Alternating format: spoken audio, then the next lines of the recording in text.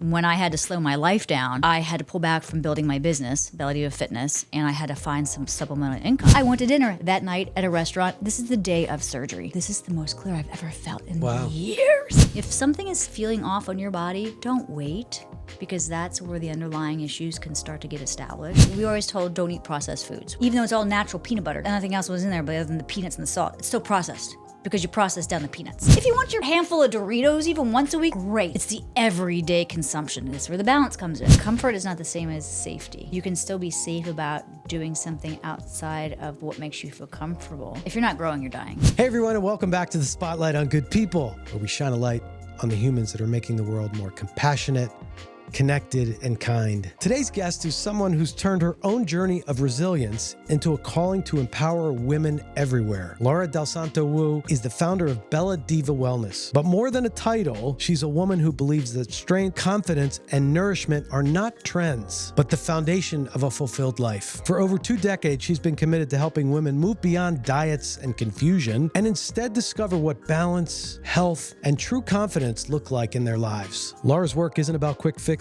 or one-size-fits-all programs. It's about listening, customizing, and creating lasting habits that allow women to step fully into their power. Her story, from competitive fitness to a health scare that reshaped her entire outlook, is a powerful reminder that wellness is about so much more than food or exercise. It's about self-trust, joy, and living fiercely in your own skin. Get ready for a conversation about strength, balance, food that brings joy, and the deeper psychology of how we care for ourselves. Laura doesn't just coach wellness, she embodies it. And she's here to remind us that the way we treat our bodies is the way we treat our lives. Me too. Yeah. I'm like, in fact, when we were writing this morning, her name's Macy, and she grew up in New York, and it was I met her this year, and it's the first time she started lifting weights, and she's in her 30s, has a little baby, and she's like, so you must have been doing this for a long time. I'm like, I have been doing this since second year of college. I stopped dancing, and I'm like, oh man, I cannot get my mom's butt, and I need to do something here. And so yeah, I've never stopped lifting weights for 25 years now. Yeah, 46. But it's literally the foundation of so many things. Mm. And again, because of the diagnosis and everything, I've been very petite. It's probably the smallest I've ever been. But I'm just so grateful I've had that weight gym my entire life. Mm. You know, I did sports, I did dancing, but it is just, you're right. It's more than just, I'm honestly confident because of it, or, it's just, and it's interesting too to see all the trends now that really, so I clearly work with women, and it's just, I just kind of giggle inside because it's been a hot trend this past year of women in weights, and the weight training is, I'm like, wait a second, this has been around forever. Yeah. Why?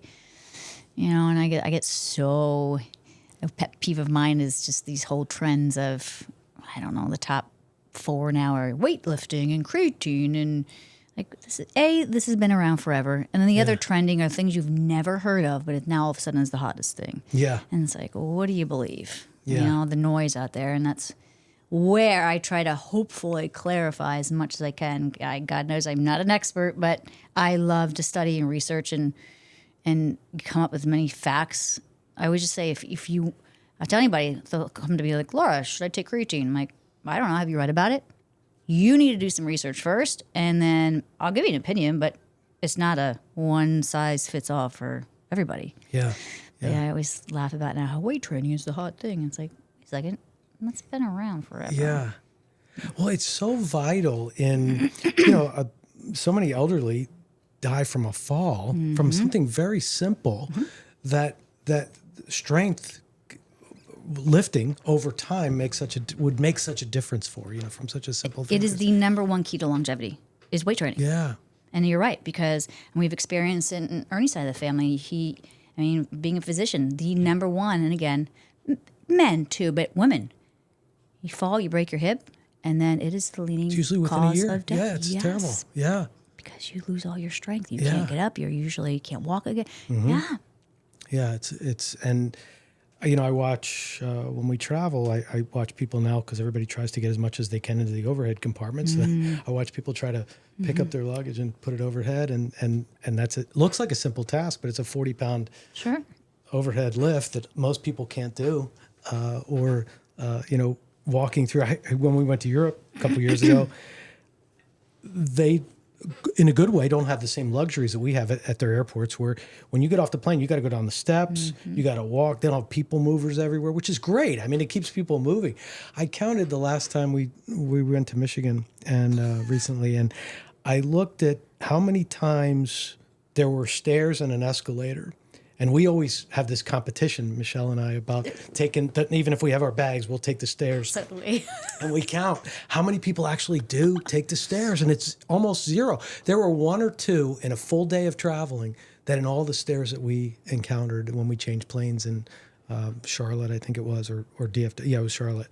I couldn't believe the number of people who don't, opt for the We do the easy route. same thing. And in fact, so both my bonus kids are in college now, but so blessed that I've literally traveled around the world and back with my husband and bonus kids, and we literally have competitions where we are a very competitive family. I mean, you would just hear us like elephants going down the stairs, and everybody's like, "What?" I'm like, "Gotta get our steps in." Yeah. But you are so right. It's just still it's. I see people, and it creeps up on you because you just. You don't realize it, but I watch people, especially in that condition, or I've seen people in my own family who have, fallen and, break something, and then it's over. It doesn't, not long after that. And simple things like we went to St. Bart's, and we did this hike in St. Bart's, and there were these big steps you had to take, and I never appreciated box step-ups. So much in my entire life, because I don't do box jumps. He forbids me from doing jumps. I don't either. There's no reason to mess with the lower extremities like that. I'll just stick to step ups. But I literally, was you so had that aha thankful. moment of I did. Yeah. You're like, this stuff is actually, I can apply it to my life. Yeah, it was real. It was like, I am grateful for this, because walking up that. But and I think I love what it is that you stand for and what you're about, and how.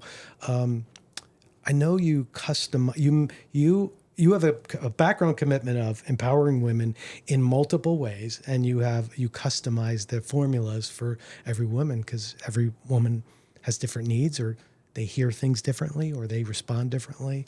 So, but your commitment has always been to elevate the well-being of women. It seems to me, my perception of what it is that you do, and you do it in awesome ways, and you've just incredibly committed to it. So I admire that, and I love that you do that for the community. Yeah, I've been asked many times, Laura, why don't you just do join my 20 first 20 ladies, sign up for this program, and can you make a larger income in a smaller amount of time? Yes, you can, but this is where the pure, who I am in my gut, I just can't do that, because what you just said, it's like, yeah, you know what? I don't mind taking extra time. Everybody, yes, I do work with women, but everybody has their own little DNA. Yeah, we may like similar things, and our bodies may need similar things, but I do pride myself on making everything customizable with every nutrition and wellness client, lady, I like the word client, woman that I see. And there isn't ever a set plan, because, I'm slowly fading out of training, and I still do personal training, but the heart of my business in this next year of transitioning is all going to be into nutrition and wellness. And I want to do some more speaking, all about confidence and being fierce and fed and fully in your power. But even when training, I would wait till that person walks up, and I see each hour, I mostly see morning, there's 4 of them in my studio at a time, and it's not a class. You're doing one thing, you're doing another thing, depending on what day it is. But I can never have, I always joked, I'm like, there is no plan, because you may come in and be like, oh my God, Laura, I did not sleep last night. And I'm like, well, we're not going to do the 100 thrusters and burpees then today. There's no plan, because you never know how you're going to feel. You don't know where life's going to take you, or it may not be working. So you have to learn to be able to reroute And just, discover what you need at that moment in your life, because it is going to be constantly changing. It really is. Yeah. No matter what the goal is. And I work mostly with women who still they want to have weight loss. I work with a lot of transitioning women from their 40s into 50s with the whole hormonal shift. And then I have just a lot of women who honestly are just so confused by being told this week is one food to eat, and I need to become a carnivore, and then I need to become keto, and then vegetables are bad. It's like my very first thing is, what do you want to do? And then that's what we build. And or I think another pet peeve when I do customize is, can you just make a plan for me? And I'm like, you're not going to follow that plan forever. It's you and I can come up with a plan, but if I create it, you're going to follow it for 2 weeks and then stop. My job is I want to be able to sit down with you and you're going to tell me what you like and how can we customize that into your busy life, non-busy life, whatever it may be. Because if you make the plan, you're going to stick to it. You just need some tools to figure out how to make the plan. Make sense? Yeah. And that's how you create the habits. And then that's the backbone of, most goals, but I speak about it around food and nutrition, but it's a habit. It's a habit. And a behavioral change. Because once you start to feel the positive effects, why do you want to go back to, and I'm not saying the occasional, I do love some good fried calamari, but you know what I'm saying. It's not your lifestyle anymore. Your lifestyle is, wow, I have energy. I feel great. I'm in a better mood. I can deliver better for myself, for my business, significant other, whatever. Yeah. And then you learn to enjoy. Like, people don't believe in balance. I completely believe in balance. Heck yeah. I absolutely do. And the secret behind the balance is, like I said, finding foods. I get pure joy. It's like the foodie in me of figuring out. I think maybe if you've ever seen any of my reels, but people are like, where do you come up with these ideas? I'm like, because I don't want to eat boring broccoli and chicken. I want to have still, what did I make the other day? This lemon ricotta spinach dish, but I used hearts of palm instead of pasta. And if you ate, I stopped in the cooking classes, but people come to my cooking classes and they're like, this is what you make? I'm like, yep. And this was only 200 calories, full of fiber, full. Yeah. I get. No, it's beautiful. It's Zach, you have to put some of that up there. You have to put some of her, because it's always very refreshing to see that. First of all, they're very colorful because you use colorful vegetables and colorful. It's very vibrant. It's art. Yeah, it is art. You can see it. But it also is, because you do add not just the forbidden. What I noticed is that there's a pumpkin one you put on there recently.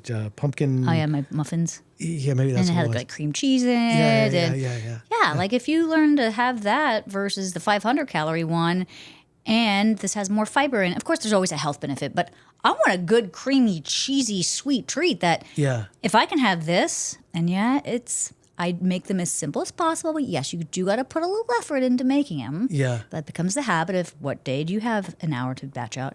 But when you can have that versus the 500 calorie muffin or even probably 800 calorie, you're like, wow, this isn't so hard. Yeah, it satiates something too without the massive sacrifice of 800 half your calories in one muffin. Yeah, muffin. Unfortunately, that's real. Yeah. That is real. Yeah, but that was. I saw it. Well, everything I see on there, it always kind of is enticing, but I see how much fun you have in the kitchen. You definitely make cooking fun. It looks exciting. You make it look like it is a passion of yours. I love it. But yet it's like good for you too, but tasty, but good for, which is different. It's not like strictly stay over here. You get to play a little bit. Well, you'll never stay there. Yeah, right. You gotta enjoy life, right? And that's the whole premises behind it. And again, I was having this conversation with somebody. They're like, "You cook dinner every night?" I said, "Yes, I do." Does it mean I want to every night? No, but once I'm in there, it's fine. Like last night, I'm like, because I've been so tired. I'm like, babe, do you care if I just make you a burger? And we had I learned a strategy, like my different compartments of protein. And it's like Monday night, I used half the pound of ground beef. I saved it for last night because I knew burger night, French fries, and salad. So that's the other thing is I still, even now that's just the two of us instead of four, I will on Sunday make an idea of a menu that I'm going to have throughout the week. It's like last night I had both chicken and beef. Tonight I'm going to rotate salmon in because I know that I want something done in 10 minutes. So if I had salmon, then tonight, what am I going to do Thursday night? And I will look at my refrigerator. I'm like, oh, I have some hummus and tzatziki. And again, that's how I try to get my clients to. So what's hummus and tzatziki? Oh, Greek night. So how easy it is to throw some chicken in the crock pot, get some pita bread, and like that's how simple I try to make it. Plus, who doesn't love a Greek night? You know? Anyway. Well, where does that come from, that artistry in the kitchen? My mom. So growing up, she's probably not my mom was an arts and crafts queen, but I think the cooking is definitely from my mother. Yeah. For sure. We grew up minimally going out to dinner. We were lucky if we were allowed to have a can of soda. Because all the cooking was at home. Oh, my mother cooked. Yep, she worked part time, but my dad was the head whole Italian, worked all the time, but my mom cooked everything from scratch. Was your mother Italian too? No, she's not. She's like a mix of German, Irish, little Italian. So my dad's full Italian. Yeah. My mom's a little. She's German, Irish. Yeah. But no, she cooked everything, and then we were only allowed, like I said, soda on a Saturday night with a piece of pizza and like. I'm very close to my sister. She's 4 years younger than I am. She's like my lifeline. Yeah. And I could be really mean to her. I will fully admit it. That's what older sisters for. I was always mean to her.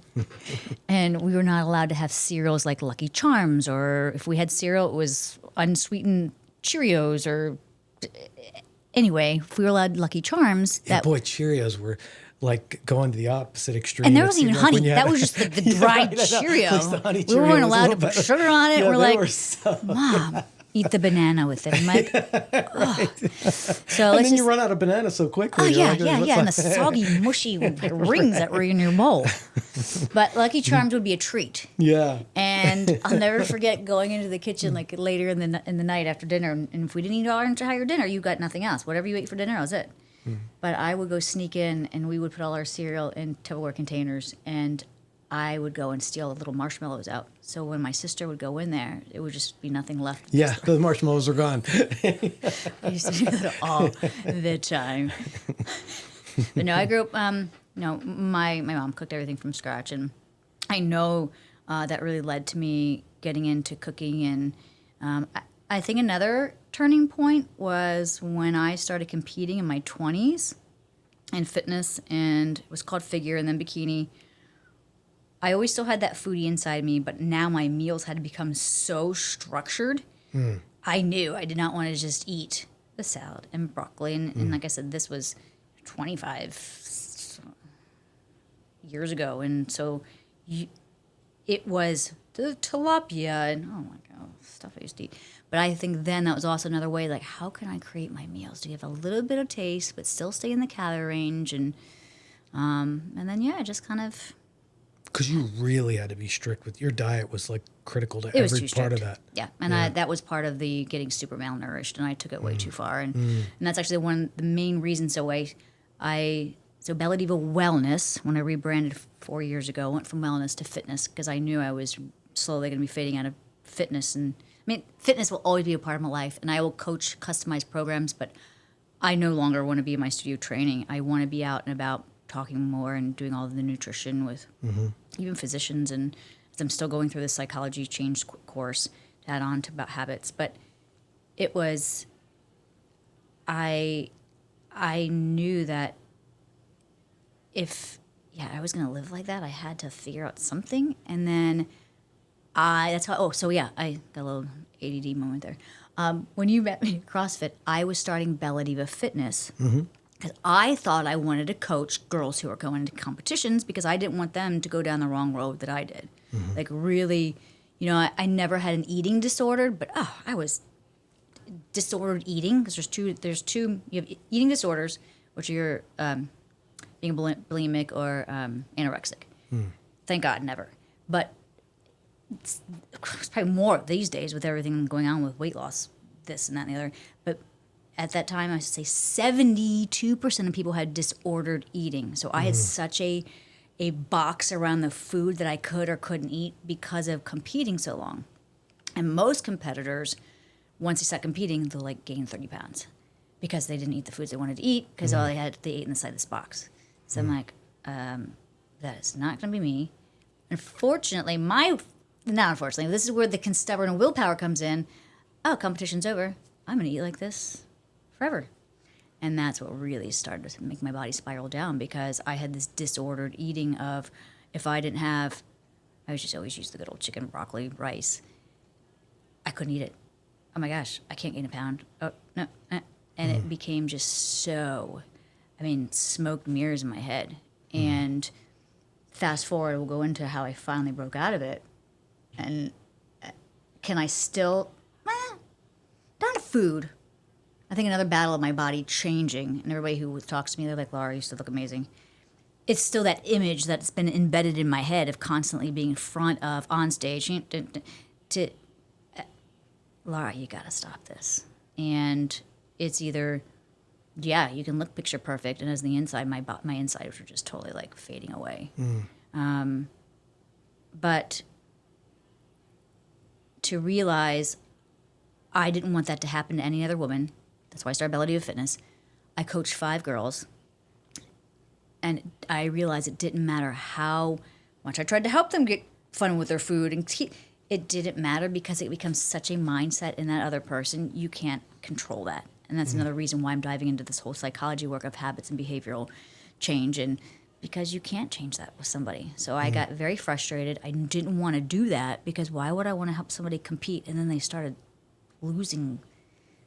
Like, I want to encourage you. Why do you want to do this? Yeah. And if you do, you better do it the healthy way. Yeah. And I didn't. I felt so defeated, and I'm like, I don't want to do that. I just want to help the average woman live a healthy, happy, long lifestyle. Yeah.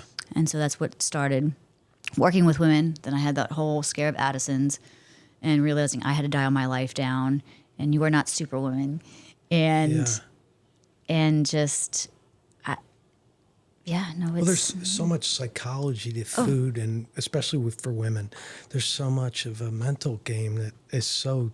And just the pressure. Pressure. Let's be real. Men do too, but men are under pressure too. But it's always addressed like the teenage girls with the pressure of social media. Yeah. It's every age. Yeah. It's not just teenage. Right. They don't. Well, I guess a lot of adults actually don't have the social skills and I don't mean that in a negative way, but it takes a lot of knowledge and confidence to know that you are absolutely perfect as you are. I'm not saying you don't want to change anything, but the pressure is just unbelievable for a lot of us. Yeah. Self-imposed at that, but there's a comparison and self-imposed. Always. And being judged. And unfortunately, I want to say it's getting better, but it's not. Yeah. It's not. Even so much the clothing companies changed their numbering system. We were talking about that. Yeah. A 1 is not a 1, or a 3 is not a 3, or a 4 is not whatever the numbers are. They change them so that there's a mental difference about it. But I see this. My wife, who's incredibly fit, incredibly athletic, I admire her, but she'll eat a tiny little muffin after dinner one time and just torture herself over why she ate that and she shouldn't have eaten that. And, she ate so much today. I'm like, what did you eat? And she'll say, well, I had, a half a salad. And the list that she reads me is a joke because it's not even 2,000 calories. It's not even 1,000. But what she does to herself over that, I have some of that too. Cause I'm self-conscious or, concerned about, and this year I'm doing no sugar, which just to, has it been a challenge? No, once I got past a certain point, it hasn't been, but I'm probably eating more carbs, than I would normally eat. So you mean refined sugar, like sweet sugar? Yeah, like I'm not all sugar, right? Like no dessert sugar or sugar in drinks or anything like that. So I don't eat a lot of carbs, the vegetable carbs, but not like bread or, but sometimes I'll indulge in pizza. But even then I feel like I shouldn't have done that. But, either way,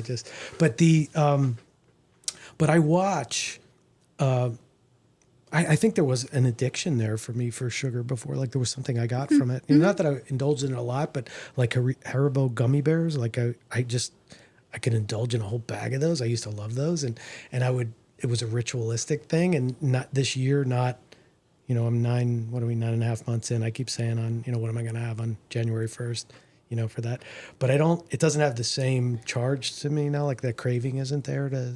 Do you feel so when you were doing that, I'm not coaching you at all right now, I promise. It's okay. I want to be. It's okay. So when you would have your gummy bear ritual, did you feel A-okay the next day? Or did you have the...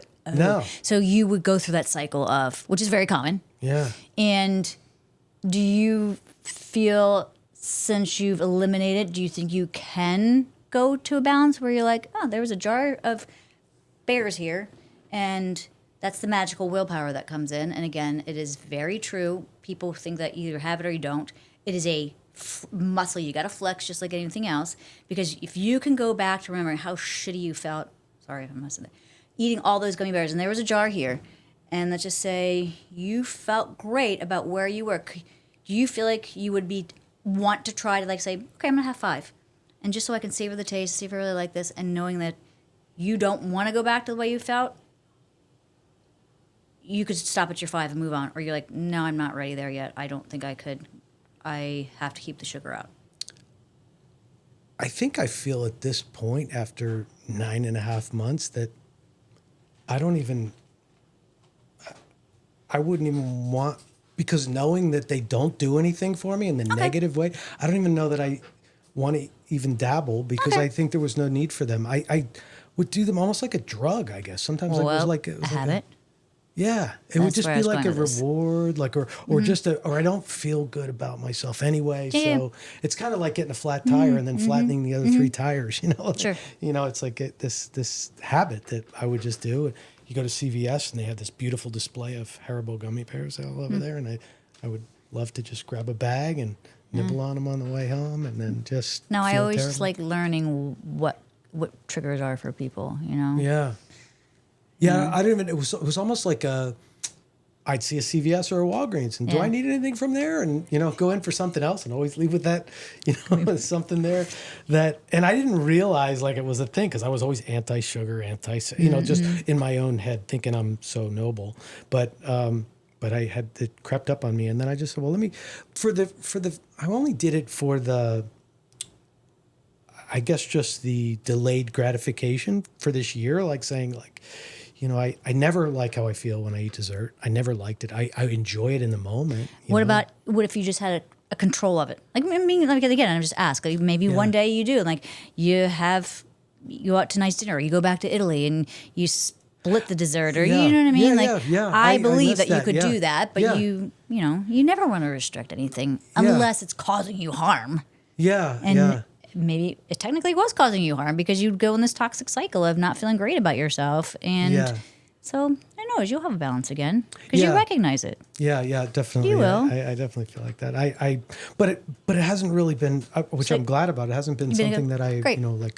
I'd like to watch, if there's a ricotta cheesecake on the menu, and I'd like to watch Michelle enjoy it, because I almost get pleasure out of just seeing her enjoy it sometimes. And she's enjoying it and she likes it. And you'll know the day that you feel good about having a bite or two. And that will be you'll know, or maybe you won't. Yeah.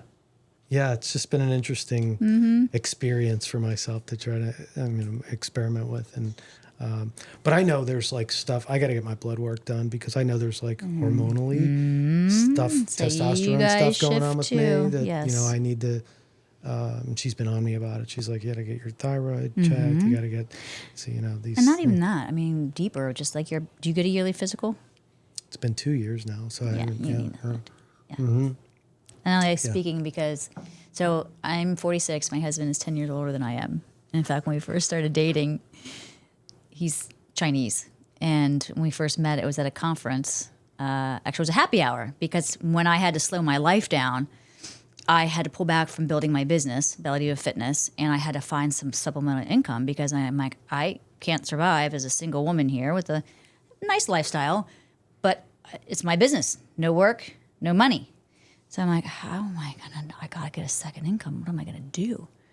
And I ended up doing some marketing for a physiatrist who I used to do physical therapy, run his physical therapy lab. And I was just helping him do some marketing.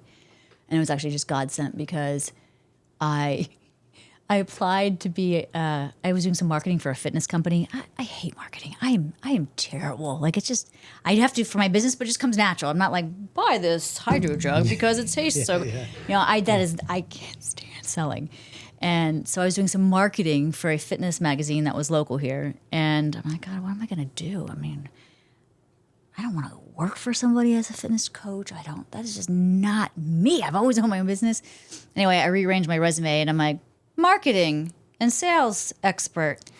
And so I had a phone call it ended up being a doctor that I used to work for when I first moved here 20 years ago. And he's like, Dalsanto? I'm like, yes. He's like, Peter Jaffe, what? You're my fitness queen. What do you need a job for? And so I went in and I told him, I'm like, look, sir, I've been diagnosed with Addison's. I need to slow my life down and I can't really slow business down. I need a supplemental income and I don't know what to do. And that's when he's like, just tell me how many hours you want to work. What would you like to get paid? I just need you to market my new office. And I'm like, I'm like, okay. So I did that during that whole summer, slow life down a little bit, got some stress off of me. And that's where I first ran into Ernie. And I had to bring on a new doctor. It was a happy hour event. And it was a Friday night. Oh, here. It was Bayfront. Really? What? So funny. Yes. Wow. What was Tavern? Is that still here? I believe so, yeah. Yeah, I think it is, yeah. I think it is. Anyway, I'm like, I was talking to my mom driving over here. And I'm like, Mom, I am going to a happy hour event on a Friday night to mingle with doctors. She's like, oh, Laura, stop it. I'm like, okay, you never know. Oh so my gosh. I walked in to meet the new doctor we brought on to help him start mingling. And I walk in and I knew one of the main physicians there. And I'm like, oh God, this guy's hosting it. So I'm like, just Laura, find your physician. You need to help him. Anyway, we're chatting. And at the corner of my eye, I see somebody walking over to me in a suit. And he's like, Laura? I said, yes. He's like, Bella Diva Fitness? I said, yes. He's like, oh, my name's Ernie, and I compete too. And I'm like, a guy who competes is so not. What is he talking? Anyway, the nicest. And I'm like, there's no way this guy's a physician. He's got to be 10 years younger than I am. And again, this is, 10 years ago. We met 10 years ago.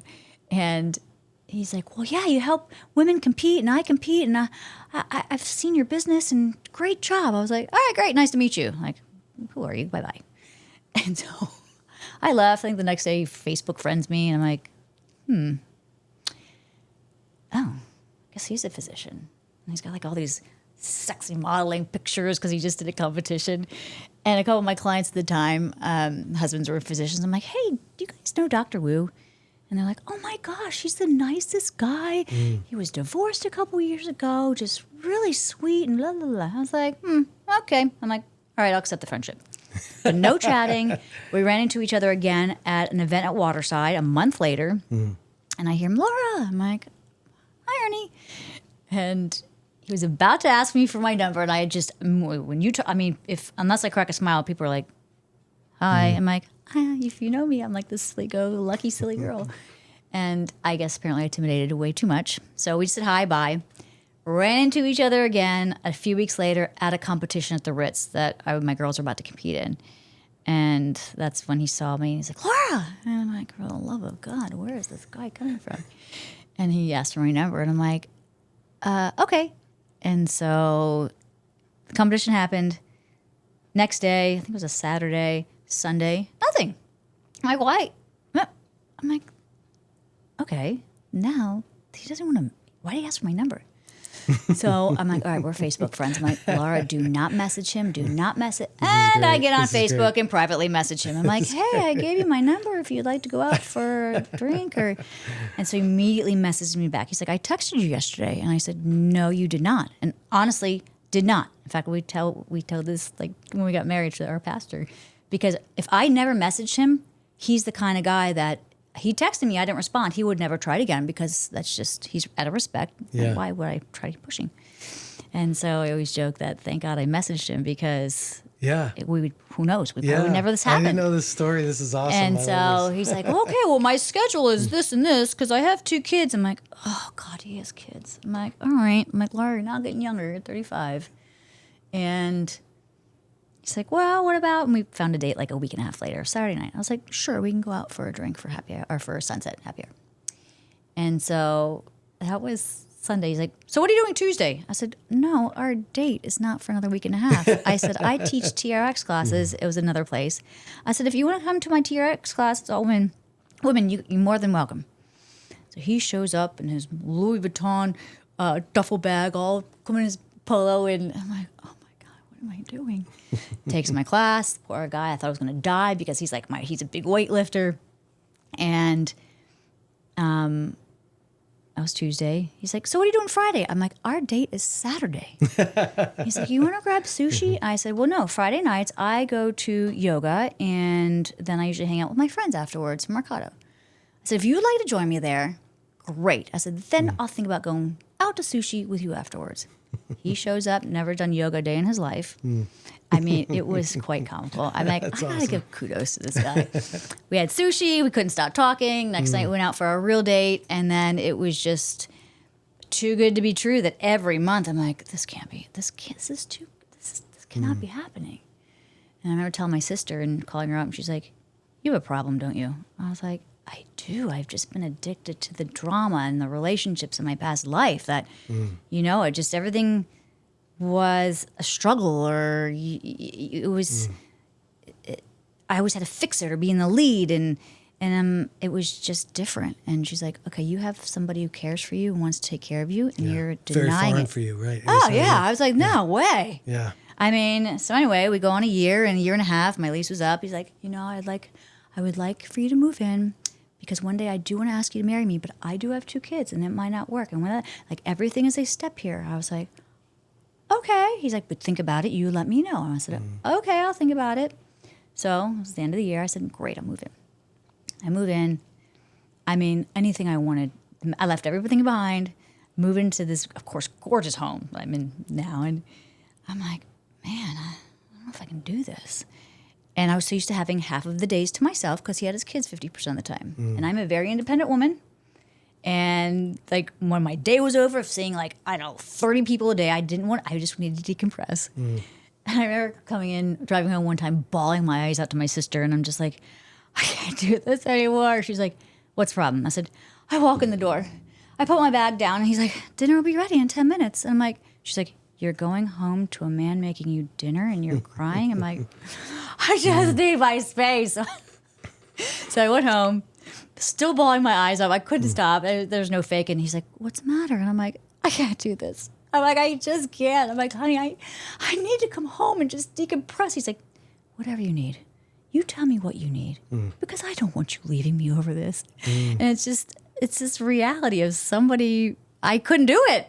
I mean, clearly we balance each other out very well. And as I mentioned earlier, he's a major saving grace in my life, because I know I would never have slowed down the way I do now if he didn't come into my life. Yeah. And he's just literally the smartest, backbone, kindest. There's a handful, and I'm not just saying this because we're chatting now, but you being one of them, he and my mother, and the kindest person I've met. And he has literally changed my life. Yeah.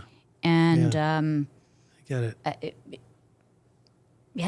I mean, it's just the best thing. He's my partner of everything. Yeah. And we've gone through some really hardships the past 3.5 years. And, we had that foundation of we have this no matter what. Yeah. Because I knew, I was married before, and I knew it wasn't right, but I knew he was my person. Yeah. And he supports me anything and everything I want to do. I mean, the man is just... Yeah. And that's a beautiful thing. It's so beautiful. Yeah. And so deserved. When you get to be all of you and just the way you are, just to be you, and somebody allows you to be you, you become more of you, which is just so awesome, because you don't have to hide anything. You don't have to pretend. You don't have to you don't have to not. That's the thing that, I think we both got blessings and gifts in our lives that we both deserved. I remember hearing your story and watching that happen for you, because I knew I had experienced that too with Michelle, and that, you know, having been married and having been in a relationship, or not knowing what a healthy relationship was like. I'd never found what a healthy I thought a relationship was just a ton of sacrifice and just, you know, a lot of periods of unhappiness. I just didn't know. I just thought that's what it was. And when I found Michelle, where I could be all of me and she loved me just the way I am. And it's such an incredible thing. And to see, you know, to this day, every day, there's not a moment that I don't love every single minute of being with her. There's never a time where I go, oh, I wish she would stop, or I wish she wasn't this way or that way. Just, I love her just how she is and how she is, and her family on top of that. So to see you get that blessing in your life, and to have that, you know, extraordinary human being in your life who allows you to be a way that you never knew you could be, and what you could never have, and what you get to have. What you and I have, I say everybody deserves that. But unfortunately, they don't. Yeah. And I hear more stories of just they deal with it, or this or that, and then you have to. Or they deal with you have one life. Yeah. You know, no one. No, I mean, your partner's your partner, and I mean. Oh, my sister and I always use the term that it doesn't mean sometimes I want to throw punch him, because, you know, we drive each other crazy sometimes, and vice versa. He'd probably be like, Laura, get your hormones checked. But no, we are unconditionally, no matter what, there for each other. Yeah. And that's, and I'll say the same thing, because, you know, I'm very close to my family. I'm very close to my sister, and that's a rarity too. I mean, I'm very fortunate that I have that in my life, because again, a lot don't. Oh, I know. Yeah, it's not common. No, I know. No. And why are you and your sister? What was it in your upbringing? It's the two of you, right? What was your childhood like, and what was it like with her? Because you grew up in Maryland. I grew up in Maryland, and so I've lived in Naples, between Naples and Bonita a few times for 20 years. Yeah. We grew up as a very close family, and my father was the traditional Italian, like he was just father. And I say this with all love now, but like he was never daddy. So my mom was the love, the snuggles, the hugs, and my dad never grew up delivering that, because that's not what he was given from his parents. So he was just, he provided this, and that's it. And that's all my sister and I had. But the three of us grew up, my mom, my sister, again, not poo-poo my dad, because now he's daddy-o, and we're like left and right to each other. No, I get it. I can relate. My father, the Italian father, same way. Your mom was all about the love. That was her role, giving the love and compassion and all the rest of that. And but no, other than having your typical sibling, I would try to make her cry by telling her she had buck teeth, or my sister and I, we were close. But then we actually stepped away for a couple of years just because of relationships, her personal relationship, mine. And we didn't see eye to eye. And then that faded. And it came into this, like, what are we doing? And we became each other's, like, absolute best friend, lifeline, therapist. Yeah. And I have a niece and a nephew who's 13 and 11. And so years ago, she was able to, I'd fly her in all the time, and she's now at the point where now we're kid-free, and she's at where, you know, the football and cheer, and she lives that, and she works full-time, and full-time wife, and I always tell her, she's, you know, always tells me, Laura, how do you do it? I'm like, I don't know how you do it. Like, so we grew up very close, and. But even all the miles apart, you still are so. Oh, yeah. Mm-hmm. And even though like I said, I would at least see her 4 or 5 times a year, maybe once or twice now. And it's, again, it's the dynamic of where the kids are. We'll get there again. But we can still, when we get together, act like, I swear we can just goof off when, I don't know what age you want to call here. So we're like 15 and they're just little kids. Like, we can get together and we're always, and I do this out of love. She's like, we'll be cooking in the kitchen together and I'll pretend like I'm a squirt her eye with a lime. And she's like, the sad thing is you would do that to me. I said, you know what? I probably would. Of course you can. Yeah. It's your job. But no, she's awesome. You know, my parents, We just celebrated their 50 years of marriage, which I'm like, oh my gosh, Mom, That's awesome. Dad. Wow. And I actually get to see them more frequently now that they're retired. But yeah, family first is a major key to me. Yeah. And nothing will get in front of that. And I also think, it's more that I'm getting older, and I'm not old by any means, but I think of it like, oh my gosh, even though I have very healthy, vibrant parents, my dad turned 75, my mom turned 70 this year, and I'm like, it's gonna keep going. We just celebrated their 65th and 70th. Like isn't that crazy? Yeah. I just really value. So when my mom comes in to visit, she'll come for 2 weeks, and I tell my clients, I'm like, peace out, I'm off. I used to not, and I'm like, no, every moment with them is just so valuable. Yeah, no joke. Because you don't know. Yeah, you don't. No, you don't know at all. Yeah, every minute matters. Yeah. Yeah. That's awesome that you do that. That you. Family is major for myself. And who was a big influence on you growing up? Or what was a big influence? What got you into this competitive nature of yours? I want to definitely say my mom again, in a great way where, she always encouraged me to, both my mom and my dad. My dad always did it in a way I didn't see it until I discovered deeper parts of me years ago. They always wanted the best in what I did. Now, I didn't mean perfect, but if you did something, you give it your 100%, whatever that is for you, and you be very honest about it. Nothing is handed to you. And you will work for it. And again, it brings back to I remember being a child, if I wanted a My Little Pony, you will do A, B, and C chore to earn that. So whatever you want in life, you have to earn what you want, right? Yeah. And yes, gifts and we can call it getting lucky or being in the right spot come along the way. Heck yeah, that's a bonus. But having that delivery system of if you want it, you keep taking the steps and don't give up to go after it. And my mom encouraged me to always she never pushed us, but encouraged me to start moving. I remember being a kid and going out to the field and doing cartwheels, and then I'm like, I want to dance. So I grew up dancing, and then I started to play softball, and she was always there behind me every step of the way, to really emphasize you can do anything you want. I probably scared her a few times with getting into competing. Actually, I did. But a little bit of a daredevil. Yeah, a lot of a daredevil. A lot, actually. I've always been I'm going to do it, and then if I have problems, I'll figure that out later. Oh, that's totally my personality. Which, again, a blessing and a curse. Because, like moving here, I took a leap of faith I was going to Miami a lot, doing competitions, and I realized, even in my early 20s, I did not want to be in Miami.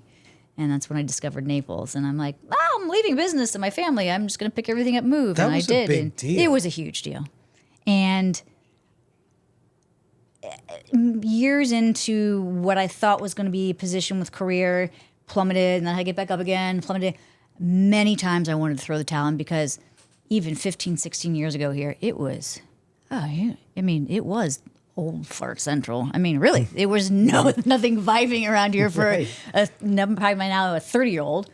And so many times I wanted to go back home, and I didn't. I almost was like, nope, you got to do this for yourself, because I loved it here. How did you find it? How did you end up here? So one of my clients in Annapolis, where I was part owner of her studio, Evolutions, we were chatting. It's when I was competing, had her on the treadmill, and they actually still live here. So she's like, how was your trip to Miami? I'm like, I finally realized I don't want to move there. She's like, you should check out Naples. And I'm like, where the heck is Naples? And she's like, it's on the other coast. It's the latest, greatest upcoming city. Why don't you come visit me? Okay. So it was the end of the summer of 2005. And I came down. I was dating a guy for a few months. And I'm like, why don't you come down? And he's like, really? I was like, it's just for fun. Come on. And so I came down, visited Lisa. And I said, oh my God, I'm moving here. So that was July. I came back in October, put a down payment on a condo, and then I moved December 28th of that year. Wow. Packed everything up, left a full throttle business behind, training, and I actually was a massage therapist at the time. And I knew I could go back to it. How'd you tell your parents that? What did they have to say so about this it? was a part of again, I'm in such a wonderful place with my dad, but the scars of, what are you doing? Wait, why are you moving? Why are you leaving such a good thing? Like, I always put this not good enough, but in his heart, it was always like the security behind it. Like I was already in a secure place. I was very young at 25, 26, making over $100,000 a year just owning personal training and massage business. And this was 20 years ago. Yeah. What are you doing, Laura? I'm like, well, I need to try it. And again, I look back at my path, and everything that I have ever dreamed of having in my life is here. And I'm so happy that I didn't, like every time that I fell, I didn't give up. Yeah. And that's where that strong backbone always came from my parents. It's like, nope, you can do it. Yeah. And a couple times pushed too hard, and just finding that balance of, I have this superpower of, no matter what happens, I know, and I'm that whole faith over fear, always will come out. Always. No matter what. Like, I'm kind of going through this now where I want to give up a great business and transitioned all into the nutrition and speaking, and like, oh my God, you've built this and you want to let it. No, because now I have that muscle that's saying, no matter what, Laura, you can get through anything. So yeah, definitely my parents, major backbone. But you've always had that sort of pioneer risk-taking spirit in there that just, even though things are great, there's a level of comfort, but you're going to disrupt the comfort and go for the scary uncertainty of what the next chapter brings. In fact, I can go through phases in my life. I mean, I'm definitely a routine person. And travel, especially starting international travel years ago with Ernie, taught me to, like, you need to let go of the chains a little bit, because you need to go with the flow more, which, again, traveling really has. It's like, okay, you missed this, and then, Laura, that is how life is. You need to stop living so restricted. So I I'm a very routine person, but I definitely can be like, I didn't get the podcast, or I didn't get my newsletter done, I'll do it next week. Before I'd be like, oh my God, failure. You didn't get. No, I'm like, oh, I can wait. No, who's really waiting for your newsletter, Laura? Yeah, you are. Nobody else. Yeah, right. Yeah, But yeah, no, routine, and I've been with Ernie 10 years. Walking into yoga or something, and I'm like, honey, it just hit me. You and my car, just got a new car, are the longest standing things in my life ever. He's like, well, clearly you're learning how to treat something right, aren't you? I'm like, that is not funny. But yeah, I always just, what's next? I want to learn. I want to grow. I want to do. I know I'll always stay in this industry. And I always said if I had a dream and I never got paid a penny and the reward would be self, is I would go around the world, like, hosting seminars of just really getting women to speak out about how they really feel inside, because sometimes it just takes one conversation, even though you may know something, but maybe it's another blessing in my life is for what I've done for a living. I've met my best friends. And again, definitely applies to men, but most women don't have that sisterhood where they can really be their true self to another woman without being judged, or just don't even have that. I know so many people, including even just some of my clients who are now friends, are like, Laura, we've never had that. And it's hard for me to realize that, because that's a blessing for what I've done, because I've been able to connect with the most amazing women. But most don't have that. Right. And then what do you do? Where do you go? Then that's where the depression comes in, and the anxiety, and then you become, whether it's a mom or whatever the situation, but most don't have a go-to. And if I could go around the world, let's start in the United States. See, I go big. Maybe even Florida. Let's start in Florida. Florida's large. But if I could go around just being able to help that one woman speak out and not feel like deflated inside because she doesn't feel like though she can speak her mind. And it just takes one conversation one time. And I could see myself doing that too, even if it wasn't related to food, but just that inner fire, that conflict. I would say every woman, and you're in the same, wellness is beauty, wellness is hair. Well, yeah. Every person wants to feel sexy and confident, whatever that is. I'm not saying a physical thing. Nobody wants to feel left out, down, bad about themselves. Nobody. Yeah. So if you can just help that one person, like, that one person could help another person and help another, and it really is like beautiful thing. It is. Yeah. And unfortunately, I don't know how to deliver it, but I'm gonna keep trying. Yeah. Well, you have that passion for it, and that's the beautiful thing. I mean, I know what it is. I see it when sometimes a 75 or 80-year-old woman gets her hair done and transformed, and she walks out of here feeling sexy. Yeah. A 75 or 80-year-old woman can feel sexy. There's nothing wrong with that. They can feel loved and nurtured and appreciated and walk confidently and feel okay about themselves at any age. It's not just one woman at one age. It's all the whole spectrum of it. But it's beautiful that you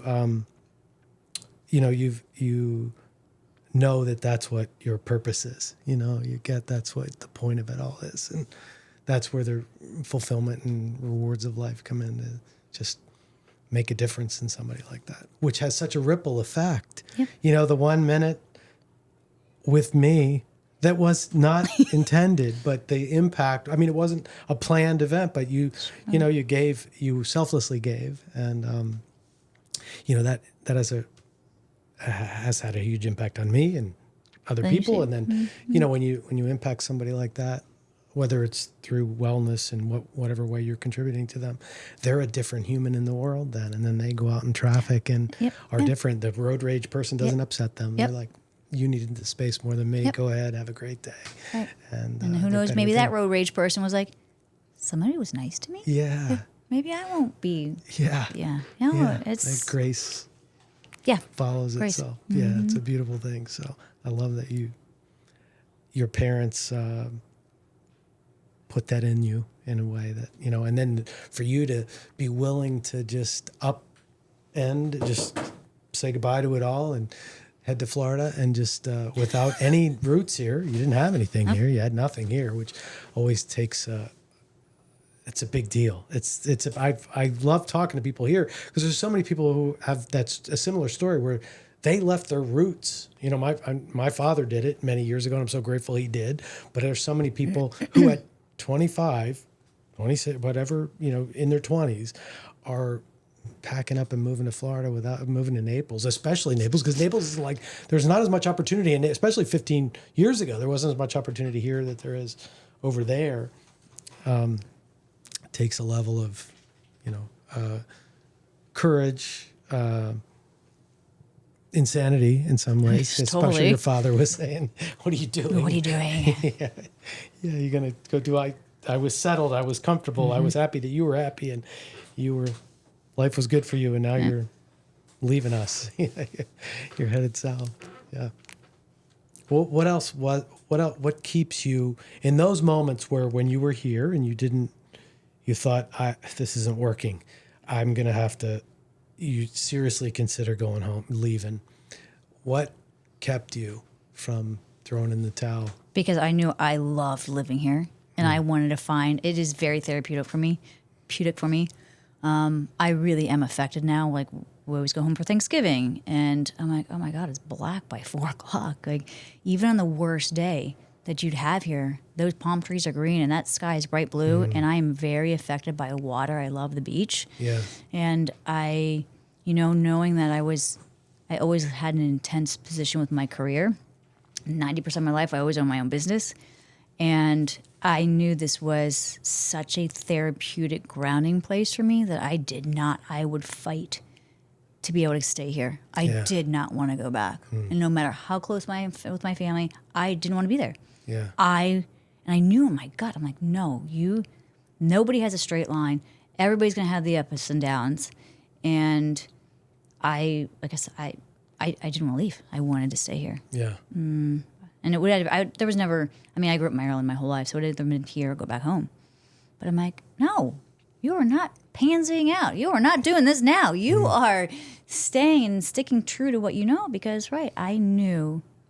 And I never was alone. I didn't have family here, but I had so many fantastic people. Like I mentioned, a lot of my friends came through clients. And just making connections in this town of, I knew if I ever needed anything, it's the other stubborn part of me, never wanted to reach out. But I knew if I ever needed anything extra other than the support of my friends, that I had it. But But no, the palm trees, the blue sky, the beach. There's something about that. Something it's just, about it. When we travel, we go up north, and they have those gloomy days, and so I've been on winter days in Michigan before, and I just don't know how they do it without the sun. I miss that sun.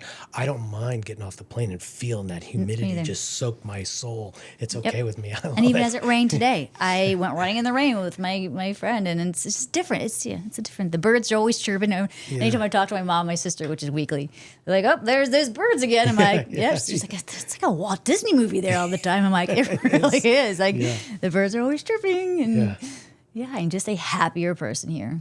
And you're close to the beach too, aren't you? Very close. Right there. Yeah. We're half a mile from Sunset, which is, we try to get down there at least once. And I can't. I am a person. I get up at 6:25 every morning, except some days. Sleep into like 7:30. But I get up very early, and I need my coffee sit time with my little wiener dog, and like we'll just sit there. But I can't stand getting up. I need the daylight savings, and most people don't like the shorter days. I thrive because I need that sunlight at 6:30 in the morning. And I honestly like it getting darker at night because it's always like a wind down for me. Yeah, right. But yeah, so anyway, I like this time shift too, because then we are able to get to sunset for sure once a week, but twice, because pre-sunset dinner and then wind down but yeah, no, I don't go down to the beach enough unless when company's visiting. I definitely walk it at least twice a week. But no, I love it. Yeah. There's something about that. I don't get there enough for living so close. But when you do, you're like, why don't I do this? What am I doing? Yeah. I know. How am I not here every day? I know. It's paradise any way you look at it. We just live in this Pleasantville of, and people are here. They're happy here because they're in paradise and happier. How could you not be? It's just it is such a, and blessed to live here. And we'll call it out. It's really much a healthier place because we do have the resources of being, it's hot during the summer, but everywhere it's hot. Yeah. But we have the resources of being able to be outdoor comfortably 75% of the year. Yeah. And just like anywhere, I'm like, dear Lord, I won't ask for many years, but can this year be a hurricane-free year for all of us? Last 10 years I'm like, I won't. But then again, every part in the world has Mother Nature everywhere. And so that will never derail me, because especially since we do live in the water, and we were thank God our house was up high enough, we had minimal damage compared to everybody where we lived. And we're like, oh, you're gonna move, you're gonna sell? I'm like, no, why? It's just part of the beast of living here. You have to know that. Yeah. But yeah, just had never seen it before. We'd always been the threat of it. All of us. Then so it was just happening 1 year, and then 2 years later, back to back. I will not be greedy, God, but can we just go 2025? Yeah. And then I'll ask you again for 2026. Yeah, I know. It's so far this year we've gotten to this point, and there hasn't been any scares. It's I know. like, I have a gut, but this is, we got to get through September and October. I know. Yeah. Yeah. The anniversary is just passed of both, Irma, Ian, these E ones. It's just enough is enough. Yeah. And then sandwich that in with a pandemic in the middle of that. It's right. Like 10 of the roughest years of my gosh, yes. business or life and the rest of it. And relationship-wise. And as I said, you get through that, you're golden. Yeah. Anything that, I know we talked about earlier, some of the struggles that you're going through or have gone through in life and challenges that you're dealing with. And I think it'd be good if you don't mind sharing what you have gone through in your life health-wise, if you don't mind. Sure. Absolutely. So I have sprinkled on it a few times.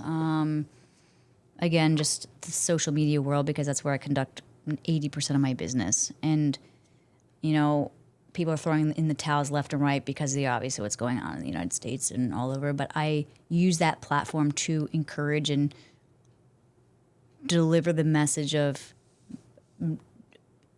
beyond fitness and nutrition, but wellness as a whole. And if something does not feel right, your body truly talks to you. We can ignore it and hope it goes away. And I'm definitely, many times I did. But I was diagnosed with Addison's 11 years ago. I don't produce cortisol. I don't have a flight or fight. And so I take a light steroid that mimics that. And I've had to learn over the past 11 years. And unfortunately, I would push too much, whatever the stress may be, whether it was stress in business, I'll never forget when I developed workout cards and an app and I didn't get it done by Christmas. And I made myself so sick that I had back spiraled. So when your body goes into like a fight or fight, right? I can't produce it, and so that means you got to take more medicine to mimic it. But the problem is there's like a diabetic can prick their finger and get their reading. I don't know, and it's usually too late. And so after many scares of going way down the rabbit hole of overstressing my body, I'm like, all right, Laura, you can't keep doing this because you are going to end up on your deathbed. And you need to really start taking life seriously. And so that led me just to be so mindful of all my movements, all my actions, and I have slowed life down. And yes, I will still be that go-getter, but I know when enough is too much.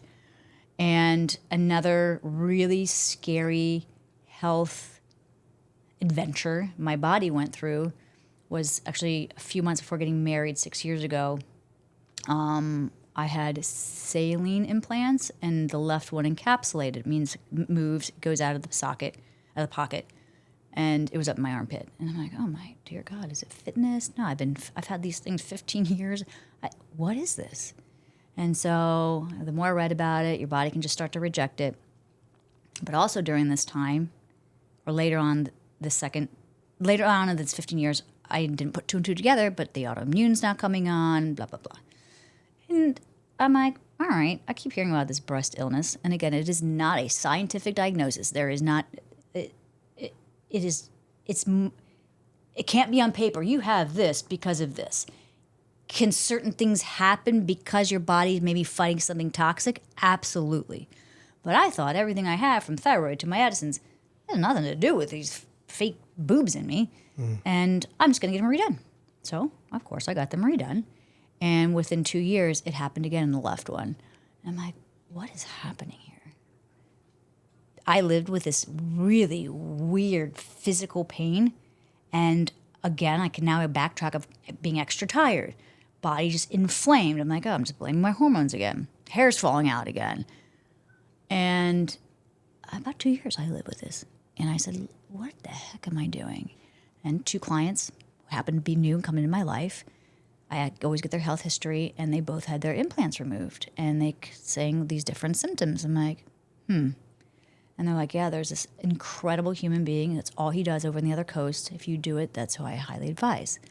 So again, I'm like, there's no way. I mean, I'm being out there, part of me. It was a vanity part of my body that Sure. I've had for almost now 20 years.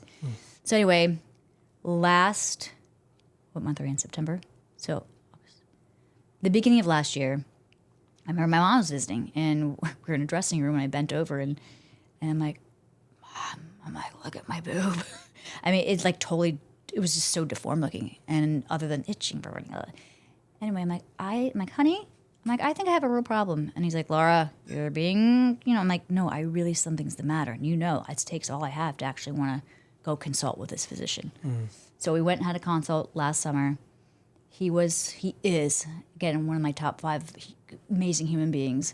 Even Ernie, who's my husband's physician, said, I've never met, he's met many surgeons other than plastic surgeon, as humble and as honest as this guy was. And so he told me what could be going on. You don't know, because even though I get my yearly mammograms, you can't x-ray to see. I just was hoping this thing wasn't leaking or whatever could be happening in there. So I had my consult in June. My surgery was for August, and I still, the week of, in denial because I was so scared of what I would look like. It was my image, who I was. And I'm like, no, you need to do this. So had the surgery done. I went over there, stayed the night. It was Miami. And I remember every single moment. Usually, fully under. Usually, you're groggy for days, let alone just hours. I remember laying there trying to wake up. And I hear the nurse, but I had that damn breathing mask over my face. And in my head, I was saying something to her, but clearly it wasn't coming out yet because I was still. She's like, honey, you think you're saying something, but you're never going to remember this. And I'm thinking, do not. Anyway, I raise my head and I'm like, get this off of me. And clearly I remember everything she was trying to tell me. I left there out of surgery, walked out. I didn't even want to take a nap. Ernie's like, Laura, you didn't sleep last night. Take a nap. I'm going to go work out. Just let's eat, get you something to eat. Anyway, went back to the hotel room, ate something, tried to take a nap. I woke up and the surgeon, the first thing he wanted to do is walking around. And I had these two big drains out of my sides. And I went to lunch at a restaurant in the local mall. I went to dinner that night at a restaurant. This is the day of surgery. I boinged out of bed the next day. I'm like, coffee. He's like, are you kidding me? I'm like, Ernie, this is the most clear I've ever felt in years. Wow. I'm getting chills telling you. Like, even people could see in my eyes. And I didn't, all I wanted was this physical pain gone. Yeah. And thankfully enough, it didn't leak. It didn't have, the implants themselves were safe in my body, but my body kept rejecting it for whatever reason. Yeah. And I have an autoimmune. I have thyroid. Maybe because I have these, it finally was saying, what are these foreign objects in you? Again, nobody knows, but all I can tell, and honest to God truth, these hormone blips that I had just going through perimenopause, I could cry the amount of energy that I was just having. It was insane. Wow. Insane. Like, so interesting. My hair stopped falling out. Yeah. I mean, just all the inflammation, my joints stopped, everything. So is there a scientific name for breast illness? No.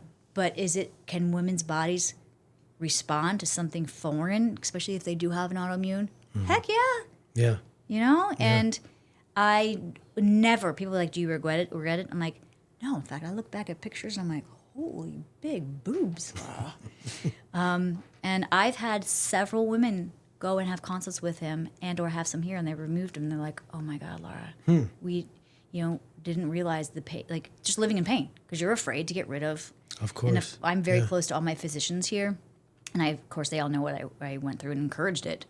And they're like, Laura, so we see so many women who live in this pain and don't ever. And again, people are like, oh, don't judge me. I'm getting my boobs done. I'm like, I have no judgment. Number one, I don't judge anybody. Number two, if it doesn't hurt you, then go for it, But if something's hurting, that's where we start. Your body's going to talk to you. And listen to it because you may be surprised in how fabulous that you could feel. And the few women that have done that, they're like, wow. I'm like, yeah. So I encourage that anybody listening is just, if something is feeling off on your body, don't wait because that's where the underlying issues can start to get established. Like, don't be afraid to go get your blood work. Don't be afraid to get a second opinion. Don't be afraid, and especially if you know that you are living a healthy lifestyle, because as much as we think that we're immortal, we're not. Some of the healthiest people in the world end up becoming diagnosed with something awful. You don't have to be eating the bacon and smoking the cigarettes. It could be in our genes. It could be anything. There could be, for no reason, people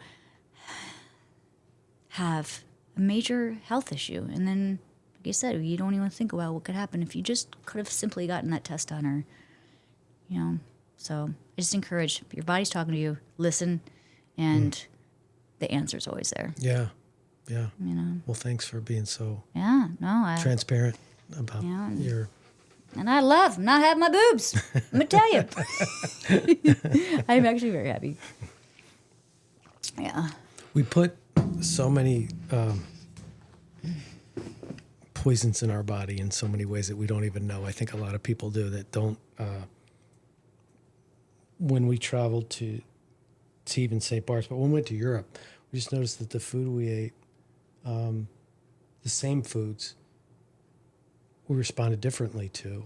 She didn't have the same reactions to eating a croissant or something over there.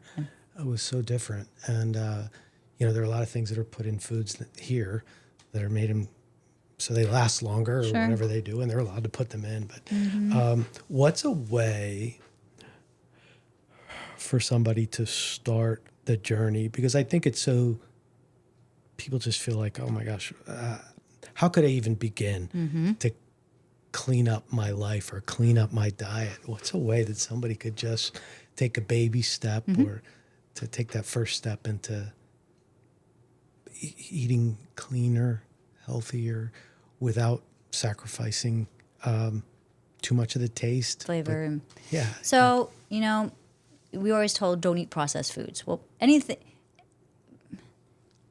even though it's all natural peanut butter and nothing else was in there but other than the peanuts and the salt, it's still processed because you process down the peanuts. So people need to start having a better understanding of what processed foods really are and not just eating cleaner, but the first step is just eating healthier, meaning how many fruits and vegetables are you having now?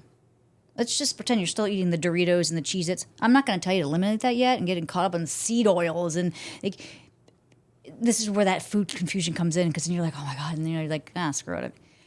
The first step is I always say, let's go back to all our natural foods. How many fruits and vegetables are you eating? How many sources of protein are you having? And usually the number one in fruits and vegetables are like, okay, well, number one, you're not even getting in minerals and vitamins. So I always add rather than subtract first, right? Because again, you can't overwhelm somebody. It's like literally learning a new language. Yeah. And of course, it all just depends on where that person is in their life with their health and wellness. But fruits and vegetables, proteins, and then, you can start asking, all right, well, great. Well, if you want to have bread with breakfast, because I'm all about having bread, what bread are you having? And then I just start to slowly teach somebody how to read the labels. Again, I'm not getting into everything needs to be organic, because we're also finding out organic foods are not a lot of times necessarily depends on whether they're being resourced better than natural, or just like regular fruits and vegetables, washer fruits and vegetables. But the very first step is how many just healthy foods are included in your diet, and that's usually like on the bottom part because most people are not eating. They skip breakfast. They'll eat something on the go. So once they can start to realize, like, okay, great, I had let's just say 2 to 3 servings of fruits, vegetables. I had my couple bouts of protein. And then I have them realize, let's figure out and be honest. Let's look in the pantry and ask yourself, what foods are you eating on a regular basis and let's just choose one and we start to cut back. And then we not only cut back, but we're going to replace it. So like maybe you love my husband loves his Doritos. And it's a joke because the bag of Doritos lasts a month in there because he has 2 when he comes home from work and he puts away. Let's just say you're like, I really love my Doritos. Okay, well, can we find that's cheesy and crunchy that doesn't have as many chemicals and dyes in it, right? Because if you want your handful of Doritos even once a week, great. It's the everyday consumption. This is where the balance comes in. So, Laura, I really love Doritos. All right, so you love crispy and cheesy and crunchy. Let's see if we can find something that has less ingredients. Let's replace it. And then you just slowly go about doing that versus, again, feeling restricted. Again, if I told you can't have your whatever it is ever again, you're going to be like, yeah, right, Laura, I can't live like that. So it has to become an attainable, slow step process of let's start adding, we'll start eliminating, and we really just start dialing in. And if once that you're starting to feel better, energy-wise, maybe benefit you finally did lose you want to lose weight and you lost weight, because a lot of surplus calories are a bite of this and a bite of that, and we don't realize it. And, if the person has their sweet tooth, let's replace it with something healthier that has, I don't know, non-dairy Yazoo bar. I don't know, I'm just thinking like, but you just learn to replace. And then if you really want to get to the nitty-gritty, right, if you feel as though you don't want to have, like what's pronounced, seed oils, or these are all controversy issues, by the way. Yeah. Nothing is scientifically proven. But then get into the deeper stuff. But the very first thing is you just need to figure out, A, are you eating for what your body needs? Is it mostly whole, clean foods? And then have the occasional here, this and that, so you don't derail and feel like you have to like really just, binge and then go off the rails and then start that cycle over again. Yeah. And keep it simple. Simple and have a plan. Yeah. Yeah. I know that was long-winded, but it's, start healthy. No, it's useful. I can hear it differently in just saying replace, if there's potato chips, or Doritos or whatever they are, find something that can fill Another that crunch. void. Yeah. Like do I eat healthy? Yes. Do I love my healthy foods? Yes, I really do. But I also I find certain barbecue puffs that are made though from chickpeas, and do I have the whole bag? No, but it's learning, it's when you start to replace the things you love with healthier alternatives, the likely of you also binging on that entire thing is going to be less likely as well too, because it's just the mental state of where you are. You're like, gosh, if I've done this, then why do I want to pedal backwards? Yeah. And like I said, and that's why I don't like the word there. It's old school cheat meals, or in my role when I coach, there's nothing that's bad or good, period. It's where can it fit in? Because if you love it, let's have it once in a while. Yeah. Because if you're doing the delivery of that good old, there's an 80-20 rule most of the time. There's a 90-10 when your goal gets a little more specific. But yeah, if you're doing that good old 80-20, you're doing a pretty darn good job. And you post a lot of these tips on your Bella Diva Wellness on Instagram, right? So that's what it is. We'll put it up there too. But yeah, that's because I know there's a lot of great little tidbits that whether it's a recipe or a I always say the simpler the better. Yeah. And I've been getting really burnt out on the platform just because, again, it's the repetitive, constant, and I'm looking forward to doing a little rebranding and bring a little fire back to well, we're going to be looking for that. brand. Bring back that fire. Yeah. Well, that's that Italian in you. Oh, yeah. That fiery. There's so many layers to you. You have so many things that I wanted to I know. This is dive into. Rob, this is great for me. I don't sit for more than an hour. I'm Well, doing pretty I darn good. Okay, I'm getting close to the end here. Okay, I'm about to do some jumping jacks. I'm in a dress, though. I don't think I should do that. There was something you said that I found that I loved. Where did that go?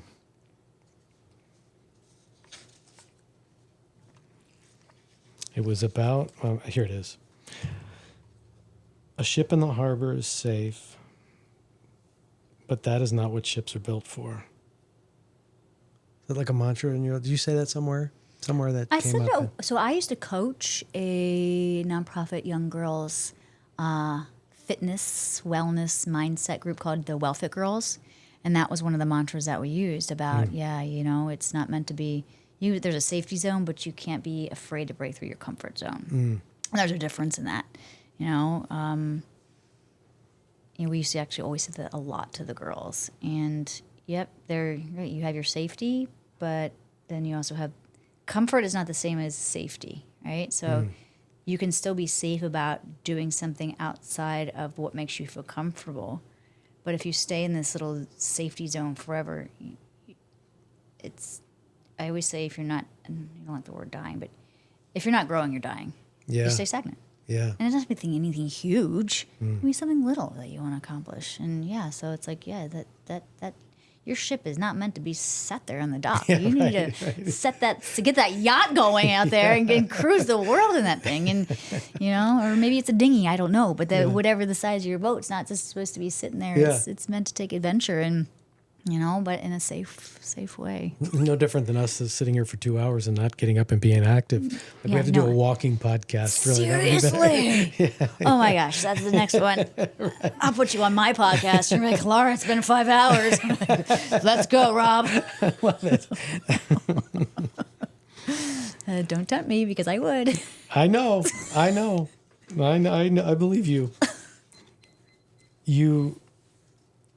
You talked about your, I always ask, what's your coffee order? Because you talked about your morning coffee. I only have hot coffee in the mornings, even when it's, once in a blue moon, we get into a colder season here. My coffee every morning, and I like finding different local coffees that I'll buy from, in fact, one of my favorite places, Acopio, which I want to tell you, I'm going to launch my first bowl there. They're from Colombia, so I love. That's the one just south of Pine Ridge Road on 41, right? In the Newgate. Fidelity. Yes. Yeah. Incredible people, super kind people. I love finding different coffees, but we buy always whole bean, so I grind it up the night before, so we always have fresh coffee in the morning. But I found out 2 years ago that I'm very sensitive to almond anything, and it's funny because I do very little dairy in my life. I have a really sensitive tummy. Yeah. So that's an Italian thing. My Dr. Spano told me about these. Yeah. Our digestive systems. I can do goat cheese, feta cheese, but you give me two pieces of pizza, ice cream, I'm in trouble for 2 days. So I now use oat because I found out I'm extremely sensitive to almond. I think I OD'd on almond everything, milk, cream cheese. So my morning coffee is fresh ground, whatever local coffee is. I add oat milk. I have a mixture. Oat milk, oat creamer, collagen powder, 2 drops of stevia, and cinnamon. I know, it's intense. I froth up my creamer, my collagen, and I have this like frothy top coffee. But then like a go-to if I want like a little sipper during the day, I'm just a good old cold brew girl with, and again, like on vacation, if I need to grab like a Starbucks for a pep, but I love local coffee shops. I like the local vibe. I, again, like trying the different varietals, and I can become like a coffee snob. I don't know, it's not a snob, a coffee lover, just like we do love trying our vino discoveries. Yeah, coffee's meant to be having great flavor. Yeah. Not just masked and, yeah. So yeah, hot in the morning, sometimes a cold in the afternoon. Okay. Yeah. Yeah, that's about mornings and coffee go together well. So are you an espresso drinker? I am. Or is Yeah, that's okay, yeah. okay. That's actually More something espresso that than my coffee? father always.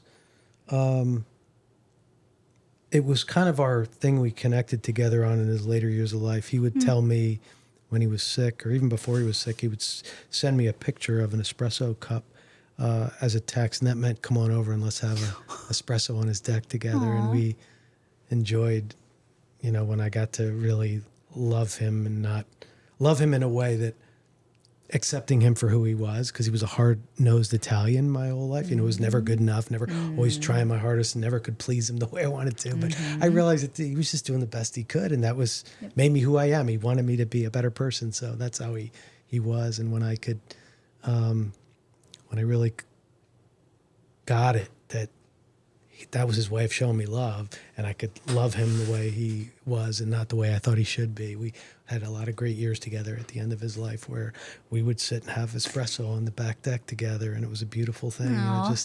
So that's been so right after he died in 2015, we got the espresso machines in the salons so that we could always toast to him and honor Poppy and in our espresso way. So that's a big part of our culture, was always around coffee and later years espresso. So yeah. Oh, that's awesome. Yeah. So that's why I like to ask everybody what's their coffee. Very cool. Your music, I'm building I'm building a playlist of guests that we have on Spotlight on Good People. So what's your go-to? Oh boy, this is always a hidden joke when the kids were testing Ernie and I before we got engaged, of like secret things of, I mean, we were engaged and get married. Like they'd write all these questions and things that possibly we didn't know about each other. Mine was, what's Laura's secret? So I had his questions and he had mine. So you had to fill it to the best. And of course we compare them. Oh my God, the kids are peeing their pants laughing at some of our answers. And one of the, now I love all music except like head banging. I love rock and roll. What's like metal music? Yes, can't stand. Yeah. But and now I'm actually in the car, I'm like listening to the 80s, and I'm like, oh my God, I'm becoming my parents. I mean, I love country, I love all of it, but my secret, like, get ready, hardcore workout is I can be a, like, old school rap girl. The older, the better, but I must fully admit on here that music, I really haven't listened to it much, but I feel like it just sounds all repetitive. But man, when Cardi B came out, I could get down to some Cardi B. That's my secret. Like, get your like game face on. Yeah. All right. Yeah. Good. All right. Well, we'll throw some Cardi B on the playlist then. Good. Perfect. Make sure it's the filter, the non-explicit ones. Is there one? No, I know. There is a button for that on Spotify. I can tell it that, but I like it raw. That's all right. Let it go. Any books or podcasts that are in your rotation or that have had an impact on you? Books. The problem with me and books is I'll get through like half of a I don't like the word self-help. I'll get through half of one and then I stop and they're all bookmarked under my nightstand because I get too...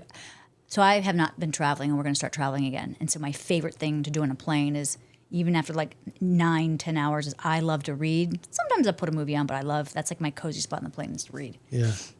So I have quite a few books that, even though I've only gotten halfway through it, one mantra that has always gone through my head is, I used to listen to him on podcasts, and I haven't in a long time, was Ed Milet.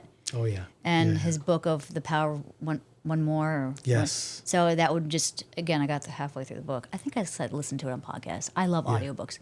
because I do a lot of walking. Yeah. But that's that powerful, like, can you really do one more? Because you know you can do one more, whatever it is. I don't mean like even working out. Yeah. But like, if you really had to get through one more test to take, or if you really had to get through like one more email, like, yeah, guess what? You really can do it. You know, I'm not saying it's like a 5 hour, but if it's a small task to accomplish something bigger in the end, that the power of one more. I'm more of a nonfiction. I love, like, the author's name is Colleen Hoover. They're like the woman's like secret romance drama. Oh, I can get into those. I've read many of her books. In fact, she's come up with movies. And then podcast. I like anything, of course, anything that has to do with science and nutrition, because I've always want to hear the latest and greatest and make sure it's coming through a good source. Peter or Tara. Zoe Science, that's actually really good, even though they're European. The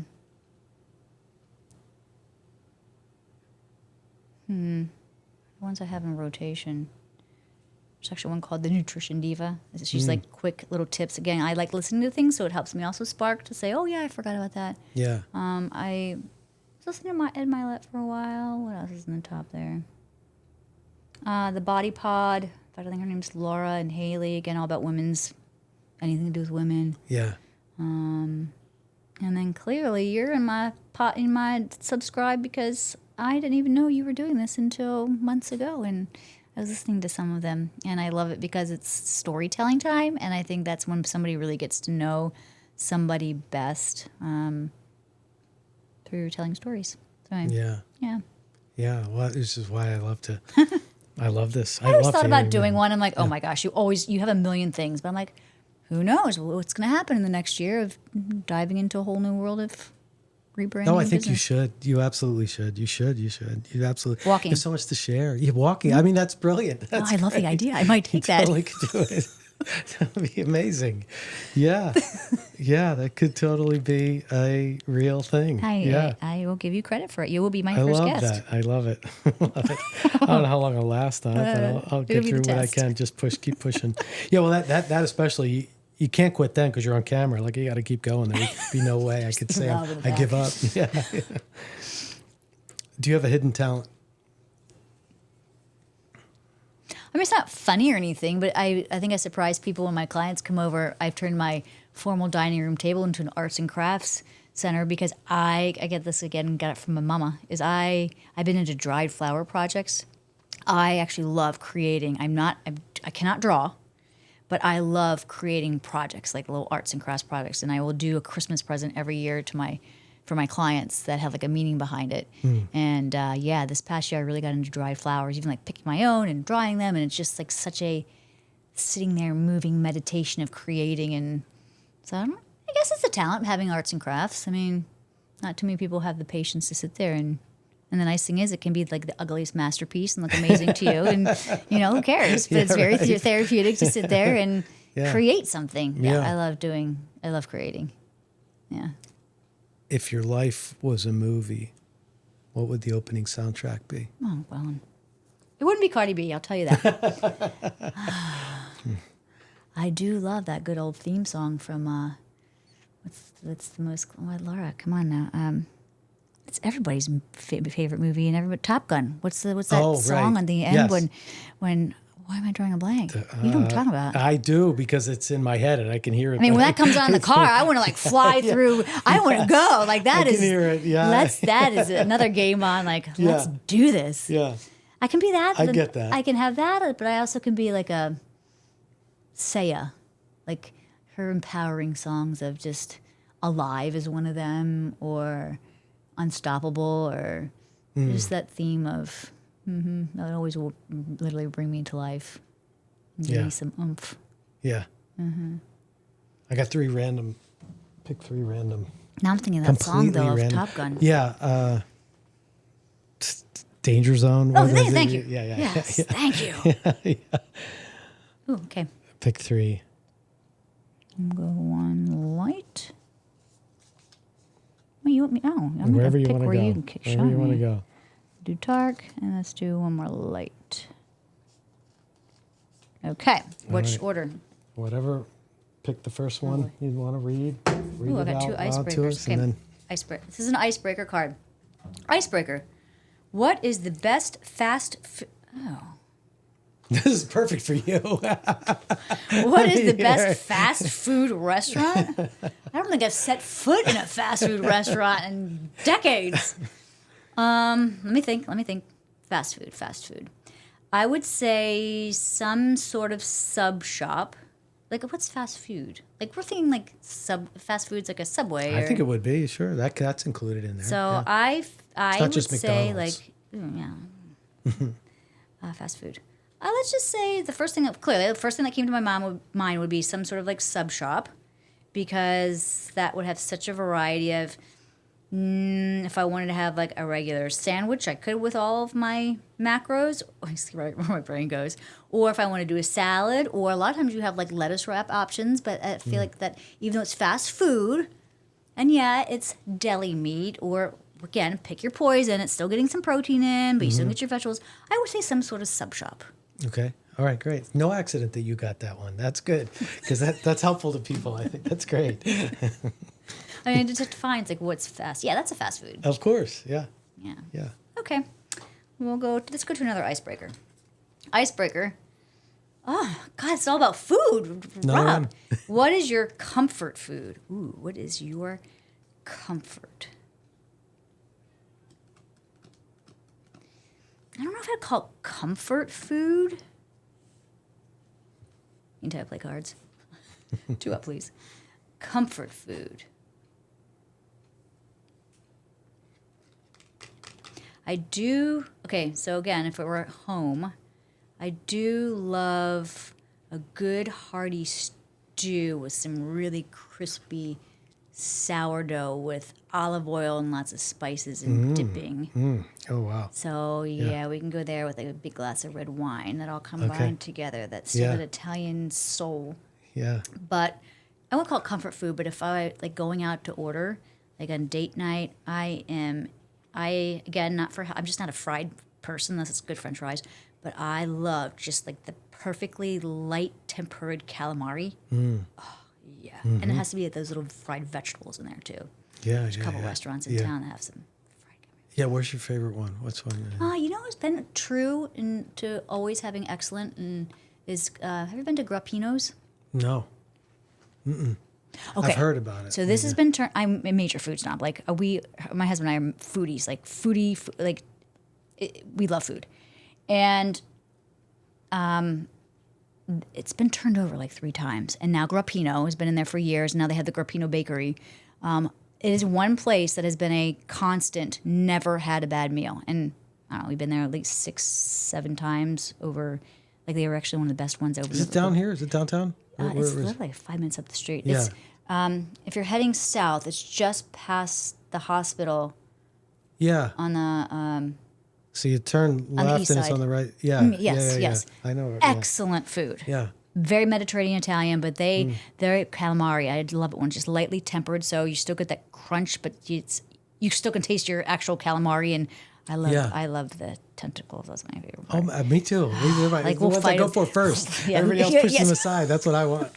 Give me the tentacles. So yes, they actually, if you haven't, you've got to try it. Yeah, no, I haven't. Well, that's good to know. It's really close good. to here. All their food is excellent. They have a really good you're the second person who's told branzino, me and they've never from homemade pizzas to their pasta. Everything is excellent there. So it's lunch and dinner. Mm-hmm. Yeah. And then they have the bakery next door for breakfast and lunch. Oh, okay. We went once for lunch. It was okay, but dinner has always been the thing. Yeah. Amazing. All right, I gotta put that on my list. Okay, last one. Deeper. What's the absolute worst thing you've ever done? Oh, go on. Let's take out the skeletons here. What's the worst thing you've ever done? God knows there's been a lot. Let me just think. Worst thing I've ever done. I don't know if I could.